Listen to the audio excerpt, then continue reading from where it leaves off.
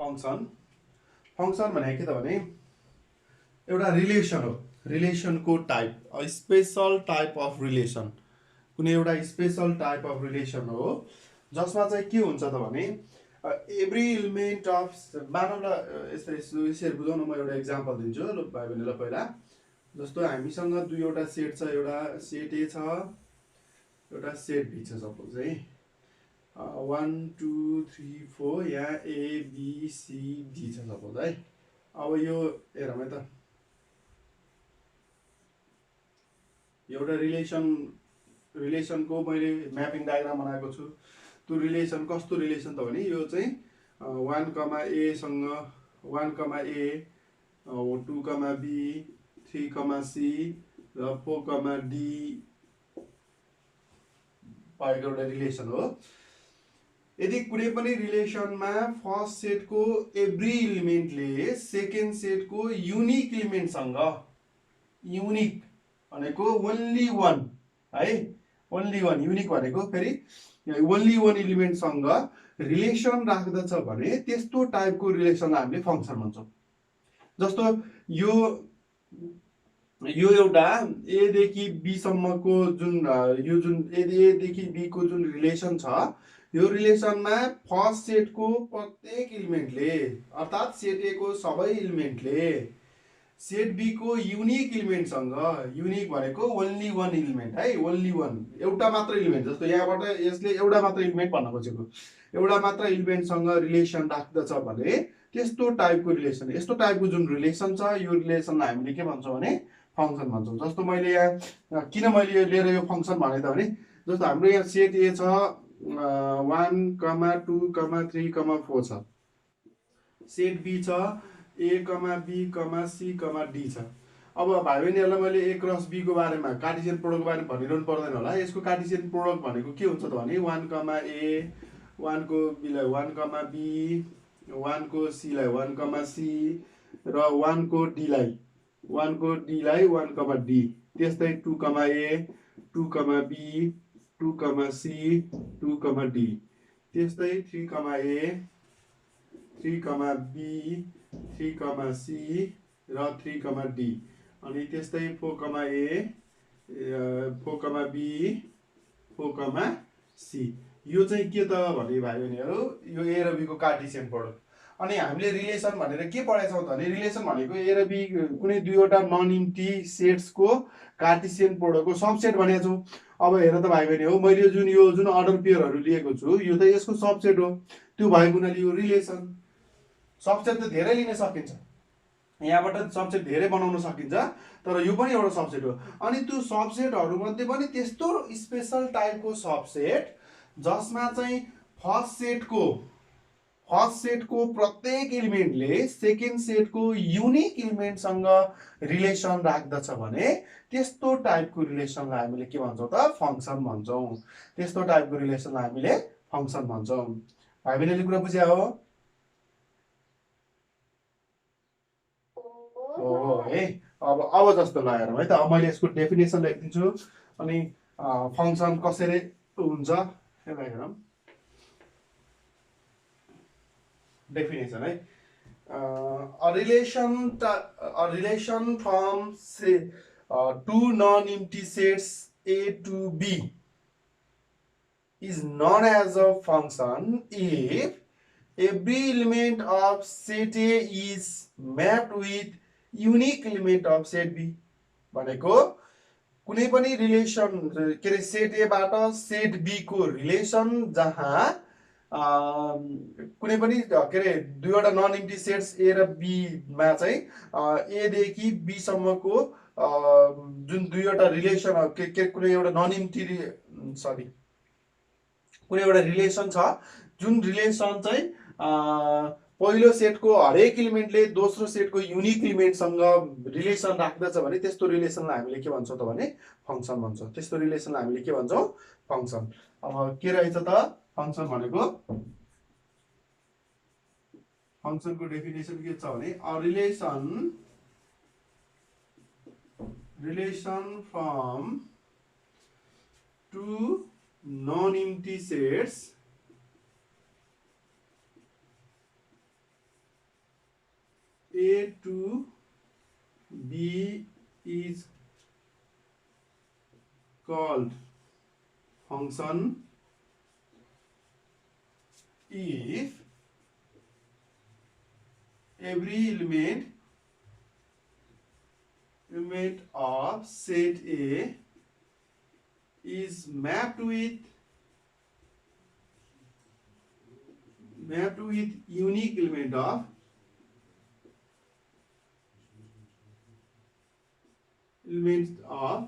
set B. Clear bhai bhainihharu? A relation from two non-empty sets A to B is called function if every element of set A is mapped with unique element of set B. दुईवटा non empty सेटहरू ए र बीमा ए देखि be को relation जहाँ चाहिँ ए का प्रत्येक इलिमेन्टहरू हरेक इलिमेन्ट म्याप भएको हुनु पर्यो र केसँग म्याप भएको हुनु पर्यो भने unique element of set B. त्यो सेट बी को चाहिँ युनिक इलिमेन्टसँग एउटै मात्र इलिमेन्टसँग ओन्ली वान इलिमेन्ट अथवा युनिक अथवा हामीले के भन्छौँ भने ओन्ली वान इलिमेन्टसँग म्याप भयो भने त्यस्तो किसिमको रिलेसनलाई हामीले फङ्सन भन्छौँ। अब फङ्सनका अब हेरौँ है त फङ्सन अब यहाँ फङ्सन हो कि होइन हेरौँ है। जस्तो मानौँ अब यहाँनिर इक्जाम्पलको लागि मानौँ एउटा आई नम्बरको इक्जाम्पल मानौँ है त। यहाँ ए भन्ने एउटा सेट छ, यहाँ बी भन्ने एउटा सेट छ, यहाँ एबिसी छ, यहाँ पी क्युब आर छ सपोज। ल यहाँ हेर त भाइ बहिनीहरू यसरी रिलेसन राख्यो। ल ए को रिलेसन पीमा, बी को रिलेसन आरमा, सी को रिलेसन क्यूमा भयो भने इट इज अ फङ्सन। यो के हो त फङ्सन। जस्तो के हुन्छ त भने नि यसलाई जस्तो यहाँ हेर त यो डेफिनेसन अनुसार एभ्री इलिमेन्ट अफ सेट ए को एभ्री इलिमेन्ट हुनु पर्यो, या कुनै पनि इलिमेन्ट खाली हुनु भएन। सबै every element of set A is mapped with unique element of set B भनेको सेट बी को चाहिँ युनिक एउटा मात्र इलिमेन्टसँग म्याप हुनु पर्यो। हेरौँ त यो दुईटै कन्डिसन यहाँ फुलफिल छ। सेट ए को हरेक इलिमेन्ट यहाँ सेट बी सँग म्याप भएको छ, अनि सेट ए को एउटा इलिमेन्ट हेरौँ त ए भन्ने इलिमेन्ट पनि एउटासँग म्याप भएको छ, बी भन्ने इलिमेन्ट पनि एउटासँग म्याप भएको छ र सी भन्ने इलिमेन्ट पनि एउटासँग म्याप भएको छ। यसको अर्थ हो सेट ए को हरेक इलिमेन्ट म्याप भएको छ र हरेक इलिमेन्ट चाहिँ युनिकसँग म्याप भएको छ भनेको ओन्ली वान इलिमेन्ट क्या सेट। यो पनि ओन्ली वान इलिमेन्टसँग म्याप भएको छ, यो पनि ओन्ली वान इलिमेन्टसँग म्याप भएको छ, यो पनि ओन्ली वान इलिमेन्टसँग म्याप भएको छ। It is a function. त्यस्तै अर्को पनि हेरौँ, अर्को इक्जाम्पल पनि हेरौँ। यो ए यो बी यहाँ मानौ 1 2 3 4 छ, यहाँ पी क्युब आर एस छ सपोज है त।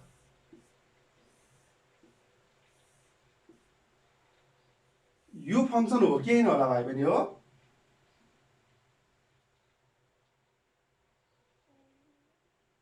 हो कि होइन होला? र हो कि होइन यहाँबाट हेरौँ है त। यो डेफिनेसन अनुसार हेरौँ है। डेफिनेसन अनुसार यहाँ हेर है त। डेफिनेसन अनुसार यो हो कि होइन हेरौँ है त। एभ्री इलिमेन्ट अफ सेट ए, यो सेट ए फर्स्ट सेटको प्रत्येक इलिमेन्ट म्याप भएको हुनुपर्छ। उयो every element of set A is map भन्ने कन्डिसन चाहिँ फुलफिल हुन्छ। यो कन्डिसन फुलफिल हुन्छ कि हुँदैन? हुन्छ।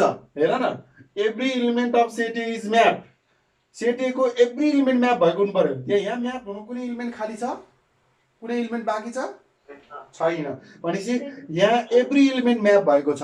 एउटा कन्डिसन फुलफिल भयो है। With unique element of set B, यो सेट बी को चाहिँ युनिकसँग म्याप भएको हुनु पर्यो भनेको मतलब ओन्ली वान इलिमेन्टसँग म्याप भएको हुनु पर्यो। ल अब हेरौँ त 1 कतिवटासँग म्याप भएको छ?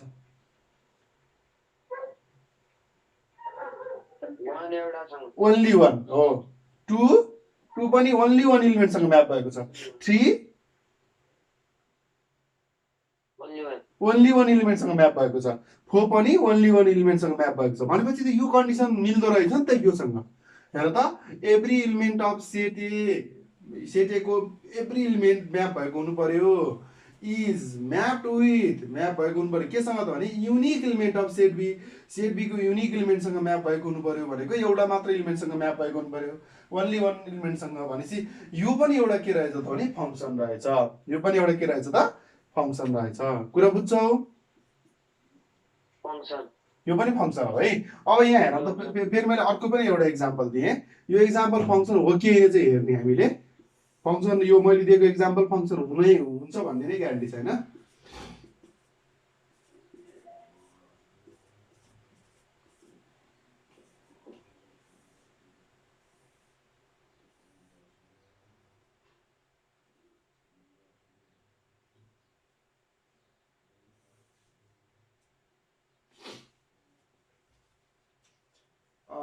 यो फङ्सन होला त होइन। यहाँ पहिल्यै कन्डिसन फुलफिल भएको छैन, एभ्री इलिमेन्टै म्याप भएको छैन, छ त छैन। ल मानव यो पनि यो एभ्री इलिमेन्ट म्याप नभएकोले यो फङ्सन होइन। ल मैले यहाँ 3 भन्ने एउटा इलिमेन्ट लेख्दिएँ, 4 भन्ने एउटा इलिमेन्ट लेख्दिएँ र यो यहाँ ल राम्ररी हेर।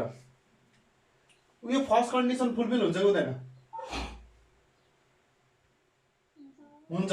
फर्स्ट कन्डिसनमा every element of set A is map भनेको छ, सेट ए को एभ्री इलिमेन्ट म्याप भएको छ, यहाँ म्याप भएको छ, कुनै पनि इलिमेन्ट खाली छैन। तर के हुनुपर्छ भने युनिक इलिमेन्टसँग म्याप भएको हुनु पर्यो। प्रत्येक इलिमेन्ट चाहिँ युनिक इलिमेन्टसँग म्याप भएको हुनु पर्यो। युनिक भनेको ओन्ली वान इलिमेन्ट है। बी कतिवटासँग म्याप भयो, ए कतिवटासँग म्याप भएको छ? एउटासँग हो, एउटासँग होइन भाइ पनि हो। बी नि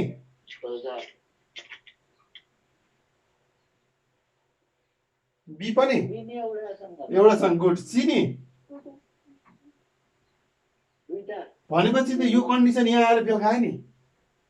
युनिक इलिमेन्टसँग म्याप भएको हुनु पर्थ्यो, यहाँ त दुईटा इलिमेन्टसँग म्याप भयो। युनिक भनेको मैले अघि पनि बारम्बार भन्दैछु ओन्ली वान इलिमेन्ट है, ओन्ली वान इलिमेन्टसँग म्याप भएको हुनु पर्थ्यो, यहाँ त ओन्ली वान इलिमेन्टसँग म्याप भएको छैन, दुईटा इलिमेन्टसँग म्याप भएको छ। त्यसो भए यो यसमा यो एउटा कन्डिसन आएर फेल खायो। तर उयो डीलाई हेर्ने हो भने डी पनि ओन्ली वान इलिमेन्टसँग म्याप भएको छ, यहाँ ए पनि ओन्ली वान इलिमेन्ट, बी पनि ओन्ली वान इलिमेन्ट, डी पनि ओन्ली वान इलिमेन्टसँग म्याप भएको छ। तर सी चाहिँ ओन्ली वान इलिमेन्टसँग म्याप भएको छैन। त्यो भएको हुनाले it is not a function. यो के होइन त? फङ्सन होइन। यो के होइन? फङ्सन होइन हो। फङ्सन हुनको लागि के हुनुपर्ने रहेछ त भने कुनै पनि त्यस्तो एउटा रिलेसन जहाँ फर्स्ट सेटको every element of set A is map with unique element of set B भनेको छु मैले। ए र बी सेट नाम दिएको हुनाले यहाँ पी र क्यू सेट राखेर हामीले डेफिनेसन लेख्न पनि सक्छौँ। सेटको नामले केही फरक पार्दैन। त्यहाँ के हुनुपर्दो रहेछ नि, फर्स्ट सेटको एभ्री इलिमेन्टको सेकेन्ड सेटमा युनिक इलिमेन्ट इमेज हुनुपर्ने रहेछ। फर्स्ट सेटको एभ्री इलिमेन्टको सेकेन्ड सेटमा युनिक इलिमेन्ट चाहिँ के हुनुपर्दो रहेछ? इमेज हुनुपर्दो रहेछ। कुरा बुझिन्छ? बुझिन्छ है। अब रिलेसनलाई जसरी नोटेट गरिन्छ फङ्सन पनि लगभग त्यस्तै गर्ने। जस्तो it is denoted by f such that a tends to b or simply f of x, y equals to f of x। ल f of x equals to y मैले यति लेख्दिएँ मैले यहाँनिर।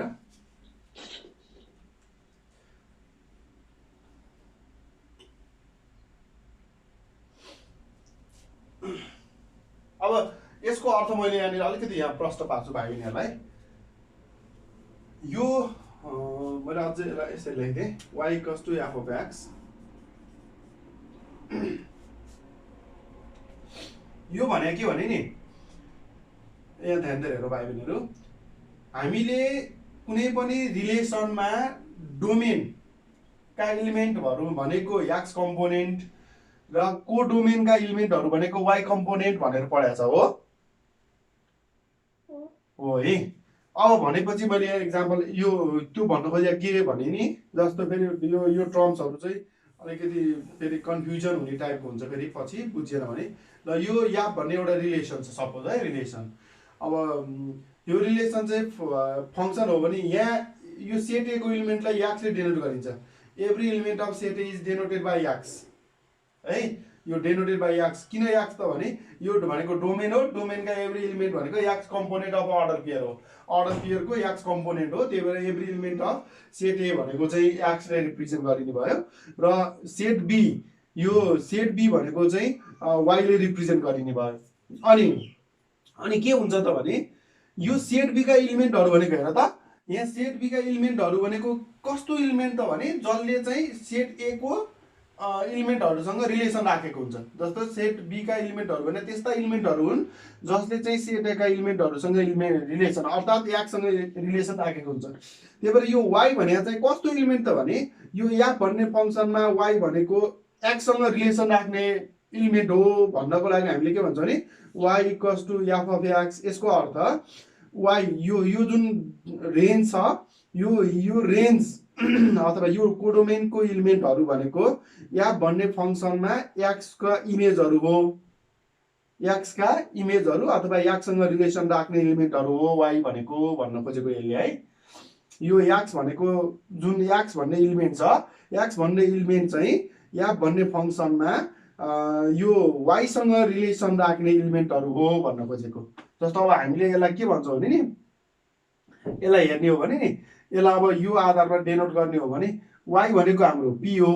पी इक्वल्स टु के हो त भने यो याक भन्ने फङ्सनमा वानसँग रिलेसन राख्ने इलिमेन्ट हो भन्नको लागि हामीले याक भन्ने फङ्सनमा वानसँग इलिमेन्ट राख्ने इलिमेन्ट हो के अरे इलिमेन्ट यो पीले चाहिँ वानसँग इलिमेन्ट के अरे रिलेसन राखेको छ।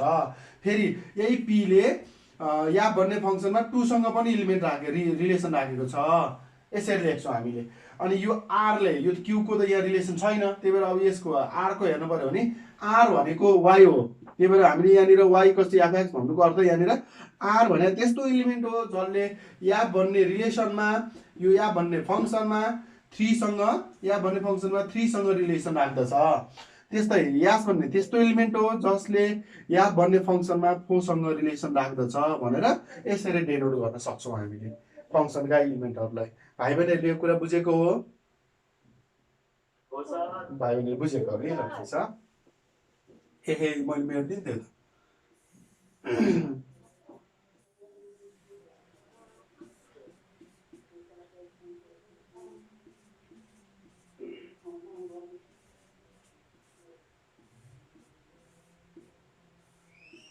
ल यसलाई भाइ बहिनीले स्क्रिनसट गर्न सक्छौ, यसलाई स्क्रिनसट गर्न सक्छौ है।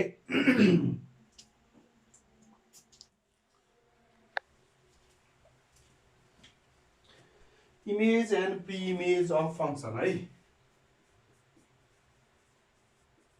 Image and preimage of function.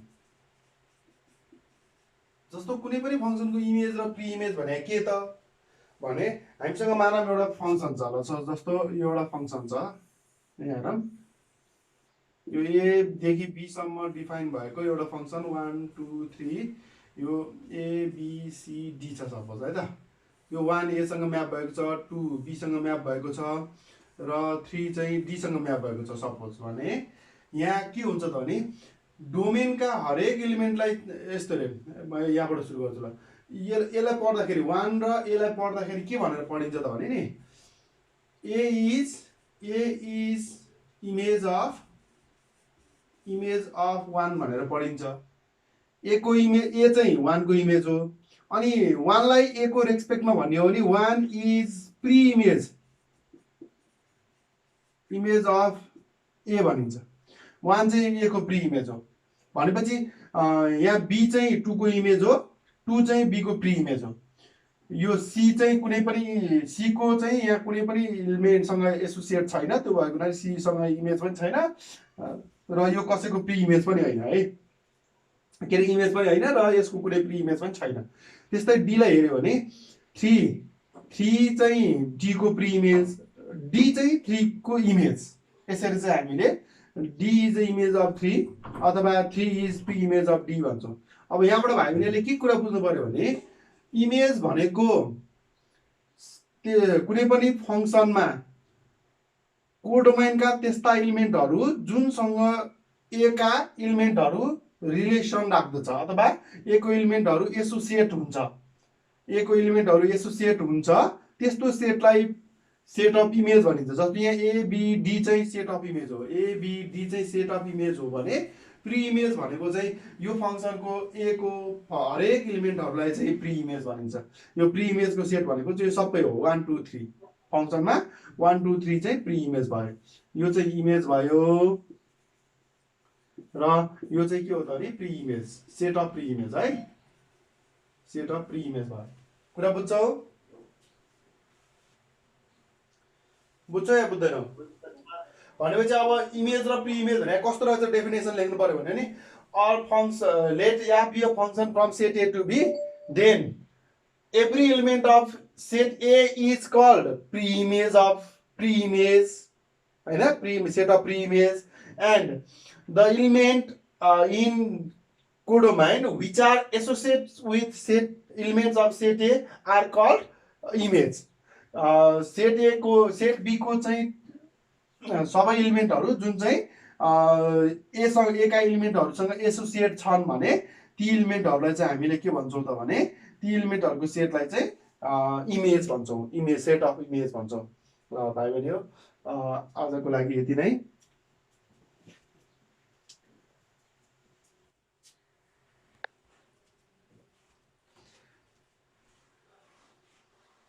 आशा छ भाइ बहिनीहरूले फङ्सनको डेफिनेसनको बारेमा बुझ्नुभयो होला र प्री इमेज, इमेज र प्री इमेजको बारेमा पनि बुझ्नुभयो होला।